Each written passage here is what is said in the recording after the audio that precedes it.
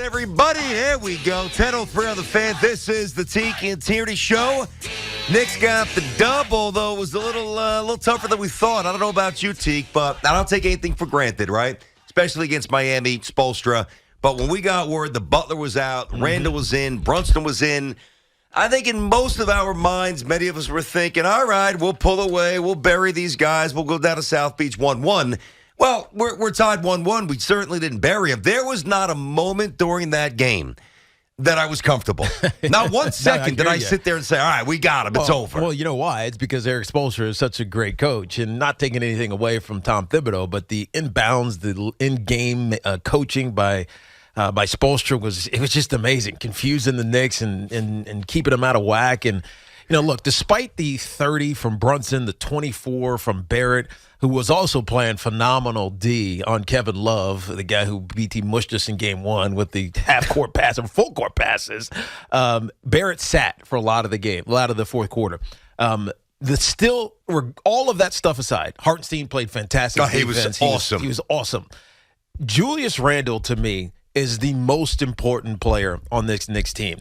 And it's for a different reason than what I thought when we talked about this on Monday. On Monday, it was because you look at the Heat's attitude, their aggressiveness, how physical they can be. They packed the lane in the second half of game one, and it was like you just need somebody to match their bulliness, right? Someone to be tough, someone to be aggressive.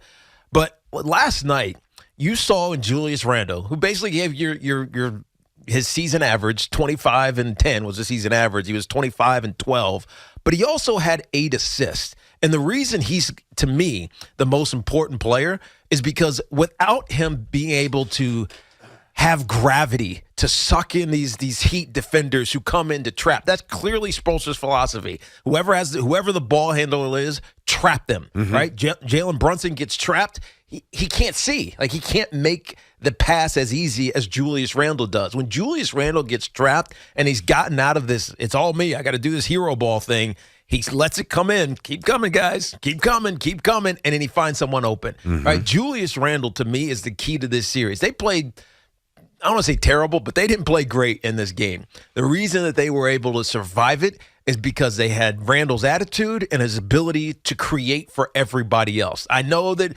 Brunson was he was amazing in the second half. I know that R.J. Barrett was great in the first half. But without Julius Randle, this Knicks team, it won't go anywhere. He's got to play like that every single game. Otherwise, they're going to struggle against this better coached Miami Heat squad. You know what's interesting? You're not wrong about Randle, but I don't know that you're entirely right because – yeah, what he brings to the table is he's just a really good basketball player, and he's tough. Yep.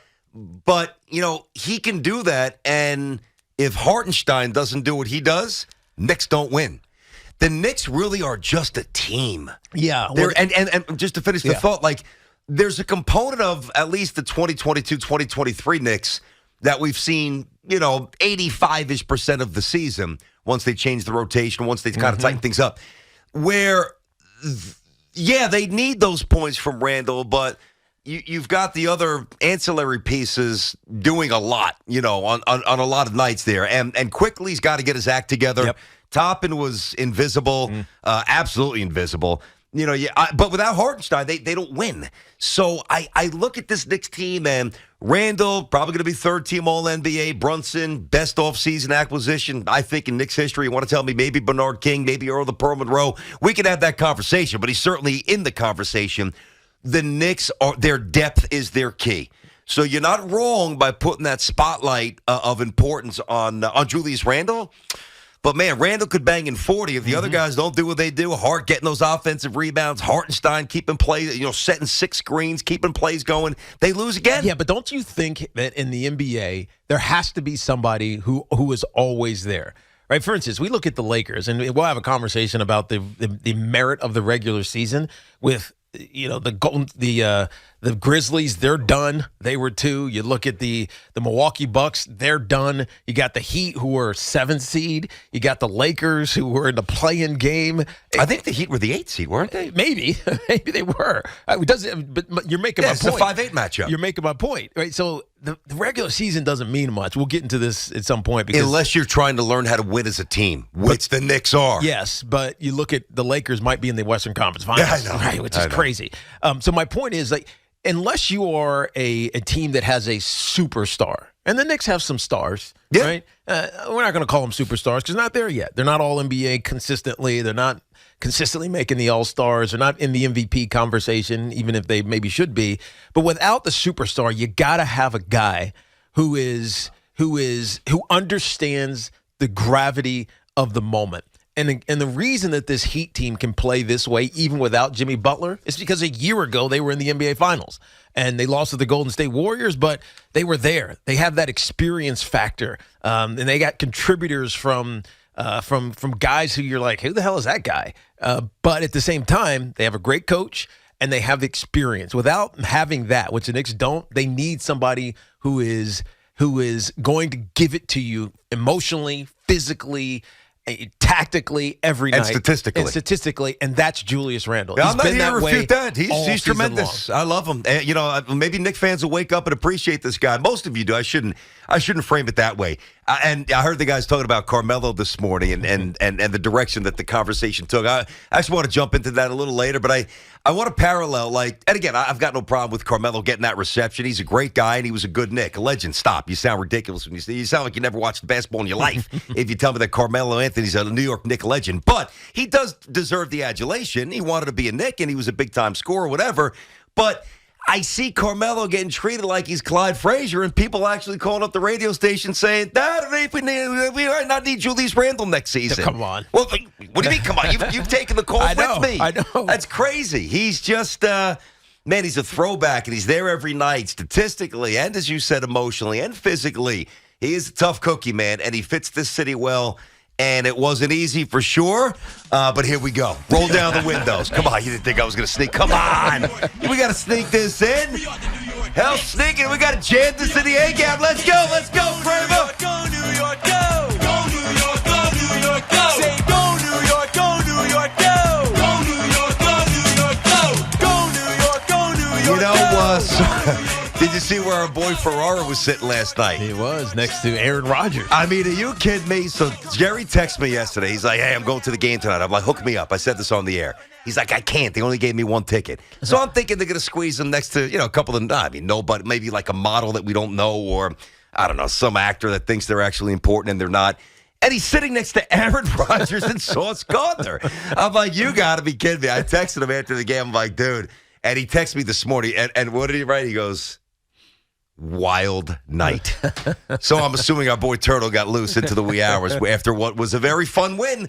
And here we go. We go to South Beach. We got to wait a couple days. Listen, I'm still not convinced that I'm certainly not convinced he's going to be healthy at Jimmy Butler on Saturday. I'm not even sure that Jimmy Butler's playing. Mm-hmm. I know that there's this assumption he'll be fine, and he looked pretty giddy last night, sucking down popcorn, and then taking off his jacket. And he's rocking the T-shirt or the tank top, whatever he had on. He was having a good time calling out some Knicks fans. That was a bad twist. And he's not a drama queen. Some guys, they get hurt, they lay on the deck for a while to soak up the camera he time. He wants to be out there. He barely could get up off the court. So, this notion that Jimmy Butler comes back and just saves the Heat, I think it's a little premature. But I'll tell you this right now: this is the biggest takeaway, because without Hartenstein, and you tell me about the Barrett heroics early, and he was great. You tell me about Brunson in the third quarter, money. Obviously, Randle was a beast throughout, money. Josh Hart, awesome, just a great prototypical throwback Knick. If you don't have Isaiah Hartenstein last night, the Knicks are down 0-2. Yeah. And I don't know if he does that exact script on Saturday, but you better get something from Toppin. You better start getting something. Emmanuel Quickly is lost. He's hesitant. He's not flowing like that bounce, that energy that that anticipation of, like, I'm almost in the schoolyard, but I'm refined. I'm not like a sloppy schoolyard guy, but I'm playing with the freedom of schoolyard bowl. That's got to return. It's got to return, but this is why when I look at Julius Randle, I say he's the most important player on this Knicks team. He's almost like he's got to be the MVP. Otherwise, the inconsistencies of everybody else come to fore, right? Not that I'm not knocking Isaiah Hartenstein. I love how he played yesterday. He was fantastic defensively. I mean, I don't know how many points he scored, but it didn't even matter. It was what he took 3 shots. Exactly. I think he had it was what he was buckets. doing, if physically that mattered. But for Julius Randle, he is so consistent, and he has been all season long. And as we look at how different teams are going to attack the Knicks, they're going to say, Emmanuel quickly, he's going to take 5 shots, and he's going to miss 2 of them. We don't even have to worry about him. He might give it to us a couple times, too, with turnovers. R.J. Barrett, yeah, he's playing great defense, and maybe he's going to score 20, but we're not scared of him. Yeah, but he's earning some respect. He is starting to earn some respect. Starting to play pretty well. Absolutely is. I'm not even knocking him. Jalen Brunson, he's going to be the leading scorer because he's going to take the most shots. But without Julius Randle being the catalyst that he is, when teams who are bigger, more aggressive, and gravitate towards him, he creates for other guys. I never looked at Julius Randle as the creator. To me, that was like a facilitator type. No, that was Brunson for me. And so what I saw was an adaptation of Julius Randle's game for a playoff opponent who was attacking the Knicks in a specific way. They were trapping and forcing you to get rid of the ball. I love Jalen Brunson. He can't get rid of the ball. Yeah, when he's got 2 long guys, it's tricky. It's tricky for him. Now, he doesn't turn it over that much, but he gets in spots where it's close. It over. It's just kind of like, all right, you're stuck, man. Yeah. Get rid of it. Get rid of it. I see the same thing. Whereas Julius Randle, he's like, come on, bring it. Come here. All right, quick, take that shot. Corner, hard. Or whoever, take that shot. Right? Brunson is great. I'm not going to knock him. Julius Randle is the key to this Knicks' success in this round against the Heat and going forward, especially if they have to take on the 76ers, who miraculously that's going to be a long series. You know the Celtics are going to bounce back. But you know the Celtics are going to bounce back. They beat him without Embiid. I understand. Don't you think that's a bit of an anomaly? 100%. And if not, then the Celtics are just never going to win with that crew. Right. So, but my point is, Julius Randle's got to be the best player. He has to be. Okay. And he's proven to be that consistent guy all season long. 877-337-6666. Tiki and Tierney on the Fan. Big win by our Knicks, which is good. Yankees got a little healthy. Mets got washed out. We'll get to it all. We're inside of our Town Fair Tire studio. We're friends at Town Fair. Remind you that you always get the guaranteed lowest price on name brand tires from Connecticut to Maine. Nobody beats Town Fair Tire. Nobody. All right. I get your point, but I want to throw it and frame it differently and see if you have the same answer, which I surmise that you will. But I just want perfect clarity on where you stand. All right. So, if Jalen Brunson plays, for his standards, poorly the rest of the series, but Julius Randle plays like a superstar, do you think the Knicks can win the series? No. They need both guys. Okay. But I'm saying Julius Randle's most important. Gotcha. Look, there was a reason that this felt tight. You felt uncomfortable. I didn't feel comfortable even until there was 4.5 seconds to go. Exactly. But particularly because then Randle stepped out of bounds on the inbounds. I know. I mean, wow. I know. And that's happened twice. It's bumped in Randle. But there was a reason that you felt that way in the first half. It was because Jalen Brunson didn't play great in the first half, right? In the third quarter, he was phenomenal. He had 13 points. He was great. Scored half of the points in the third quarter.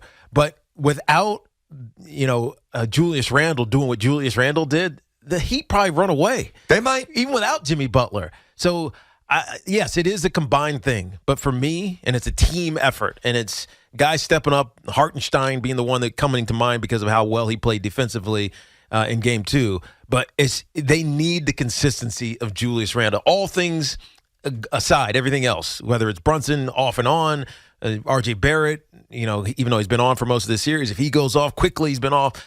Julius Randle is the most consistent Knick to date, and he has to continue to be that way and be the MVP of this team. Otherwise, they don't go forward. All right, let's get Pete and Seaford first up on the Fan, Tiki and Tierney Show. What's cooking there, Pete? How are you? Good morning, guys. Thanks for taking the call. Okay. What's happening, man? Last night had all of the hallmarks of a classic trap game. The minute they announced Butler was out and Randle was going to play, I said, oh, boy, this has trap game written all over it. And the way the Heat came out shooting the three, a good 3-and-D team in the playoffs always scares me. always. And that's what the Heat turned into last night, was a good 3-and-D team. And they were hitting it felt like every three was going in. And Brunson couldn't hit the ocean from the boat. And then whatever adjustment was made to go into the third quarter obviously worked. So kudos to the team for whoever gave the pep talk at halftime for turning it around and really snatching victory from the jaws of defeat, because that game, and when Randle stepped out of bounds, I thought I was going to have a heart attack. That was a wow moment. I mean, the only thing here, Pete, listen, I appreciate your call for sure. You know that. I know you're a big Knicks fan, but it's very hard to delineate. It is. I mean, I'm not going to pretend that I could always do this. Some others might. I don't know that I can. So why even pretend? Sometimes guys just start making shots. Yeah, but so were there these massive adjustments? Now there was an adjustment in the fourth quarter when Barrett was nailed to the bench, and we'll get to that. And Grimes was out there defensive purposes. And yes, I do believe that preemptively leading up to this game, it was hammered into their heads. Guys, when they double, when they trap, which was what you were pointing out before, we've got to quickly reroute that ball to the corner, which is what Julius Randle did multiple times. And Wally Zerbiak did a great screen. I watched it. I loved it. I think those guys do a good job on the postgame show. And Wally was at the back screen. And not only was Julius rerouting with purpose, but he was putting it in the shooting pocket. Yeah. So he would catch it, boom, like a hot potato, and then right into the catch-and-go position. So that was drilled home. So that's an element of coaching. But did they really do anything radically different to start the third, or did Brunson start making threes? Well, I think it was more Brunson being put into the not the spot-up shooter role, because he was still handling the ball, but Josh Hart had 4 assists in the third quarter, just like he did in the first quarter as well. Josh Hart almost had a triple-double. It's crazy. You think doesn't come across as an assister like that. But without R.J. Barrett, 16, because they left him wide open. We don't trust you're going to shoot this. Hart found him, Randle found him, and R.J. Barrett sustained them in the first quarter, and then it became Jalen Brunson's turn in the third quarter, and they knocked down those shots when it mattered. But through it was all Julius Randle, man. He was just so consistent throughout the entirety of this game, and without him, despite this, the contributions from everybody else, the consistent piece of this Knicks team is Julius Randle. But I tell you, it's really nice seeing these old Knicks back too, and it's not just Ewing this past week and Starks was on the court cheering last night. I think he had a beer in his hand. He's like, "Hey, screw this Knicks ambassador role that I've had for 15 years. I'm a fan, man. I'm a coach," is what he felt like. Yeah. Kurt Thomas was there. Even Marcus Camby was there last night. Carmelo. It just feels good to have our Knicks back. Now, what does this mean the next week, next 10 days? We'll see. But the best part about this is they've got a chance to do something special this year. And I think maybe even more than that, or certainly comparable to that, is that nobody's sitting here thinking this is a one-off. The Knicks and the next couple of springs and early summers, they're going to matter. They are going to matter. 8-7, we got our Knicks back is what I'm saying.